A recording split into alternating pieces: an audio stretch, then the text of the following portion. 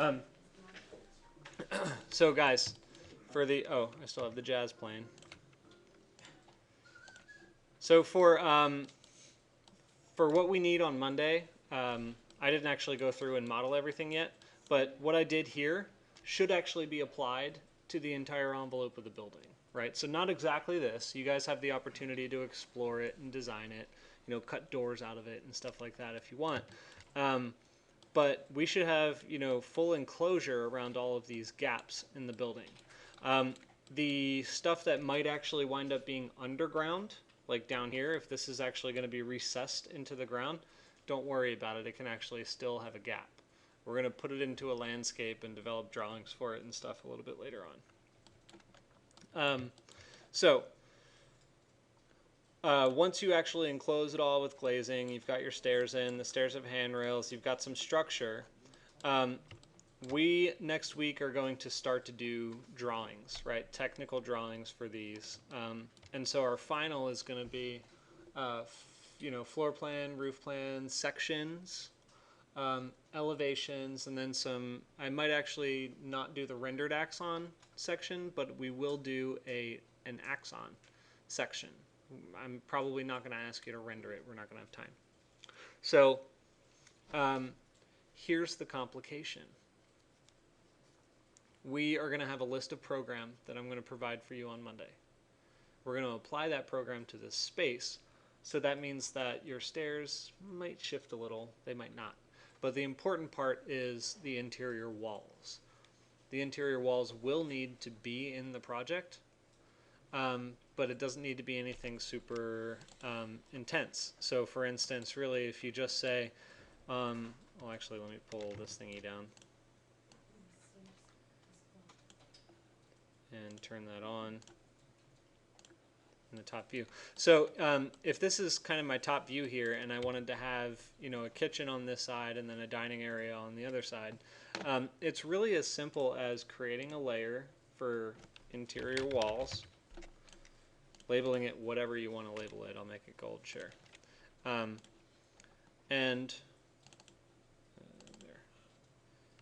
just creating an interior wall using line work that's going to create a profile that can then be extruded, right? So there are a few things to be concerned with that, because once you create this interior wall, I'll just pull it up here, I'll trim it later, but once you create that interior wall, you then have a separation of space, which you then have to go in and create a void, for openings or doors or whatever it is. So the trick is, if you have walls in your interior spaces that are complex, or if you just like to think through it in 3D, then by all means, model it. We are going to have to do a section, remember? A section that's going to cut through this thing. So wherever you have a wall is going to have to be shown in floor plan and section. But there's a shortcut. So if you don't want to worry about actually modeling the walls, because we're not going to see the inside of the building, right? Everything on the outside is going to be fully enclosed. We're not rendering it, so you won't see through the glass to the inside. It's just going to be a pure elevation. So you could export your whole plan before drawing the walls, and then it will just look like this, and you can go in an AutoCAD and say, all right, wall here, wall there, door here, open, and that's it. The only trouble is you're going to have to trace it through your section. Okay, so I am giving that to you now because if you have the time to do your interior walls, you can. It'll make the process easier on you because you won't have to draw it in two locations. However, if you would like to wait and draw your walls in AutoCAD, I will show you in due time how to do that accurately. Okay? So, are there any questions about what you need for Monday? Okay. Yeah? No? Okay. So, this one is very urgent, guys. I know that I've sort of like said that we need things coming up the next day or two. on a number of occasions, and it hasn't been a hard deadline. But we've got 2 weeks to produce some really good drawings. So we have got to have these models done or mostly done.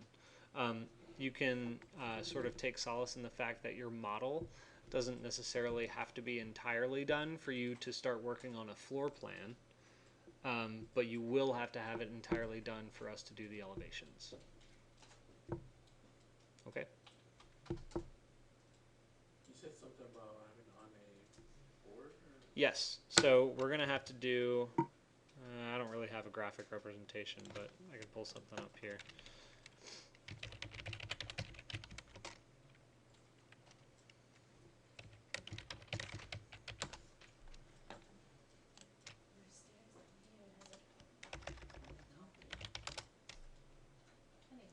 So,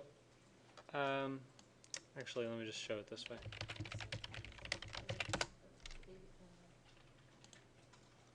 So a presentation board and an architectural environment is really a collection of views. We'll get more into this probably toward the end of last week, start of the following week. But all of those drawings, right? You're used to setting up either 11 by 17s or 8.5 by 11s that show predominantly one view per page, maybe two. In a presentation board, you have to think through the actual layout of all the views and how it's composed in one layout for all of them. So we're going to be talking about some basic ordering systems, scale of views, which ones dominate the page, which ones sort of get smaller and fall by the wayside. What you'll notice here is that the floor plans have a lot of real estate, and they're right in the center of the plan, the sheet. And then you've got some diagrams here on the left that are very small, right? And that's because the floor plans have a lot of detail about the actual design. The diagrams are really just illustrative, right? So they don't really deserve as much real estate.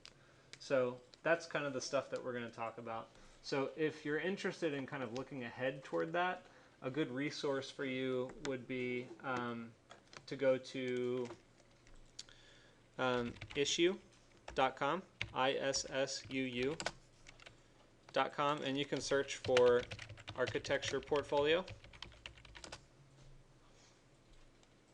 And, not just for this assignment, but for, your presentations in general, this is an awesome resource for you to see people who have, way more education than you do, in many cases, who have mastered the technique of presenting architectural projects, essentially. So, it's a lot of graphic, it's a lot of, representation techniques, like this one has a sort of like brushed copper film over it to give it some antiqueness, I guess. And so here's another really good example as well, right? The roof plans are very big, 2 get to dominate a full page, but then all of these diagrams are really tiny. Full spread renderings, because it's a feature, that kind of stuff with diagrams, tiny little diagrams up above. That kind of stuff really speaks to the clarity of a project when you learn how to set up a hierarchy across each of your sheets. Not that you're going to have multiple sheets when we do the board, but you can see here that there are multiple views on one sheet, and it's clear. So we'll discuss more of that. So there's Issuu. There's also Behance.com, which I showed you a little bit about before, but on this one you can also search for architectural portfolio, and you can see some of the same stuff. So these aren't necessarily academic pursuits. Some of them, I guess, are photography, some of them will be graphic, some of them will be academic, and others will just be random. I guess this one's a print portfolio. Anyway, so those are some resources at your disposal. You have the parameters for what's due on Monday. Are there any other questions? Okay. Cool. So let's get working then.